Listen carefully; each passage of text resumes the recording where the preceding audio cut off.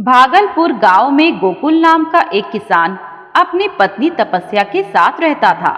गांव में कई सालों से सूखा पड़ रहा था, इसीलिए भूखे मरने की नौबत आ गई। एक दिन गोकुल गांव के जमींदार के घर गया और बोला, मालिक, मेरी पत्नी भूखी है, आप कुछ अन्न दे दीजिए, बदले में मैं आपके खेतों में काम कर दूंगा।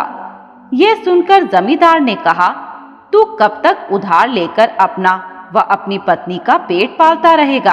अपना खेत मुझे बेच दे और पैसे लेकर शहर चला जा, वहां कुछ काम शुरू कर लेना। गोकुल ने मजबूरी में अपना खेत बेच दिया।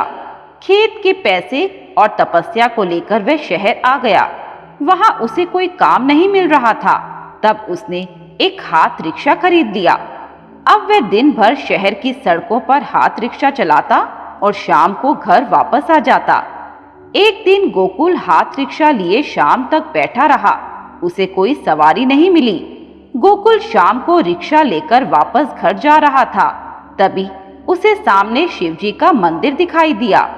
मंदिर के बाहर रिक्शा खड़ा करके गोकुल मंदिर के अंदर चला गया। वह भगवान शिव के सामने बैठकर रोने लगा। उसने कहा, हे भोलेनाथ, मैं गांव में भी भूखा मरता था, अब शहर में भी यही हाल है। कभी सवारी मिलती है, कभी नहीं मिलती। अब तो वापस गांव भी नहीं जा सकता। वहां मैंने खेत बेच दिया। अब क्या करूं? कोई रास्ता दिखाओ भोलेनाथ। शिव जी के सामने प्रार्थना कर वह मंदिर के बाहर आ गया और घर की ओर जाने लगा। तभी उसे किसी ने आवाज दी। गोकुल ने पलट कर देखा तो एक गरीब आदमी हाथ में लाठी लिए खड़ा था। गोकुल रिक्शा लेकर उसके पास गया और बोला, बाबा, आप मुझे बुला रहे हैं, क्या बात है? तब उस आदमी ने कहा, भाई, क्या तुम मुझे मेरे घर तक छोड़ सकते हो? मुझसे चला नहीं जा रहा।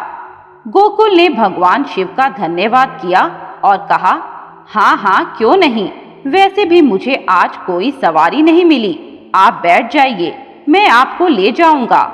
तब उस आदमी ने कहा, लेकिन भाई, मेरे पास पैसे नहीं हैं, मैं बदले में तुम्हें कुछ दे नहीं सकता।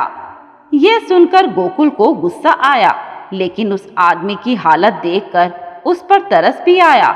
उसने कहा, ठीक है, कोई बात नहीं, लगता है आज का दिन ही खराब है, चलो मैं तुम्हें छोड़ देता हूँ।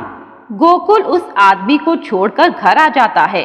घर पर तपस्या उससे पूछती है, सुनो जी, आज बहुत देर हो गई, आप पैसे दो, मैं बाजार से सामान लाती हूँ।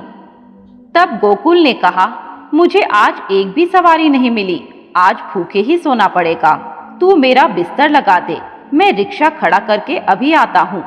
गोकुल जब रिक्शे के पास जाता है तो देखता है रिक्शे के पास वही आदमी खड़ा था। गोकुल उसे देखकर गुस्से में बोला, अरे तुम यहाँ क्या कर रहे हो? मैं अब तुम्हें कहीं नहीं छोड़ सकता। यह सुनकर वह आदमी मुस्कुराने लगा।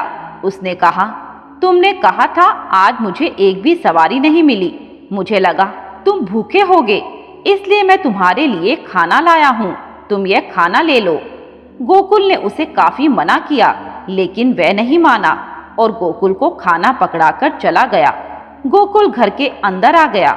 उसने सारी बात तपस्या को बता दी। तब तपस्या ने कहा, चलो, कोई भला आदमी भगवान के रूप में हमें भोजन दे गया, इसे भोलेनाथ का प्रसाद समझकर खा लो और जब भी वह आदमी तुम्हें मिले उसे बिना पैसे लिए जहां वो जाना चाहे छोड़ देना।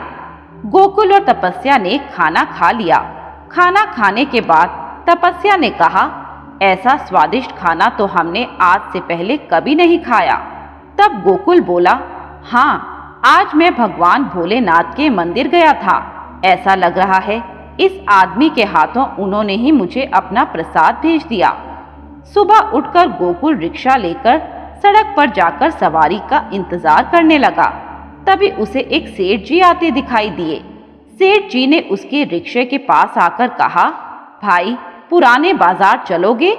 गोकुल ने कहा, हाँ हाँ सेठ जी, आप रिक्शे में बैठ जाइए।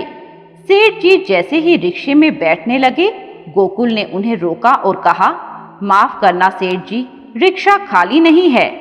और वह रिक्शा लेकर दूसरी दिशा में चल दिया। कुछ दूर जाने पर उसने आवाज लगाई, अरे भाई रुक जाओ, मैंने आपके लिए अपनी सवारी छोड़ दी। ये वही आदमी था जिसने गोकुल को खाना दिया था। आवाज सुनकर वह आदमी रुक गया।